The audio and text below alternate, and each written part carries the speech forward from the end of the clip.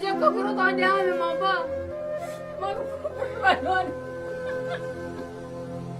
मुंहिंजो नालो लापता थी वियो आहे। मूंखे पंहिंजे अबू खे मिलणो आहे। मूंखे पंहिंजो अबू मूंखे खपंदो आहे।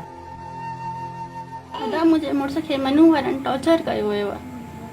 हुननि जे दबाव में अची करे उहो परेशान रहंदो हुयो। हुनजो इलाज ट्रीटमेंट बि कराची में थी चुको आहे। डिप्रेशन जो मरीज़ करे छॾियो अथऊं, जंहिंजे वजह सां उहो लापता थी वियो आहे, गुम थी वियो आहे। किथे आहे किथे न, अलाए गगवा थी वियो आहे, मूंखे इहा ख़बर नाहे।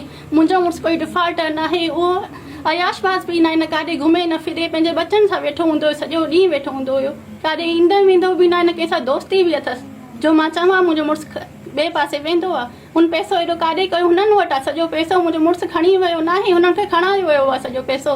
दुकान ते का शइ न रखी अथऊं, सॼो माल मिल्कियत मनू वारनि वटि आहे। महिरबानी करे मुंहिंजो मुड़ुस वापसि ॾेई छॾो। ॿियनि खे परेशान करणु, मुंहिंजे नंढा ॿार मासूम रोईंदा पिया आहिनि, पप्पा पप्पा करे सॼो ॾींहुं रोईंदा। असां ॾींहं जो रोटी नथा खाऊं, राति जो रोटी नथा खाऊं, सॼो ॾींहुं ॾींहं में रोहण गुज़ारूं था। महिरबानी करे मूंखे अपील आहे त महिरबानी करे मुंहिंजो मुड़ुस मूंखे वापसि ॾिनो वञे। मुंहिंजो नालो लापता थी वियो आहे। मूंखे पंहिंजे अबू खे मिलणो आहे। मूंखे पंहिंजो अबू मूंखे खपंदो आहे। कीअं बि करे मूंखे पैदा करे ॾियो। मूंखे जीअं बि आहे, किथे बि आहे, मूंखे पंहिंजो अबू ॾियो। असांखे वापस इहा ॿुधाई में सुबुह जो उथियो, सनानु कई, असांजा रोज़ा हुया, सनानु कई, मथो टेके, माता जोता पई ॿरनि, भई तो चाबियूं खणी निकितो आहे, ख़बर तो रस्ते में कोई वठी वियो, लापता करे वेठोसि।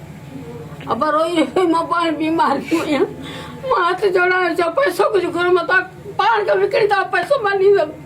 मूंखे पुटु भाउ सुभाणे ताईं आने ॾियो। मां ॾाढी सॼो रोई, मां बीमार ॼाण सॼी रोइनि थियूं। हिनखे इंसान में हाणे छिड़की थो, ॼाण मां भट जाए वठण ॻाल्हि कर रोई थी। ॼाण की तो जेको करो तो ध्यान में बाबा मग पुटु भाउ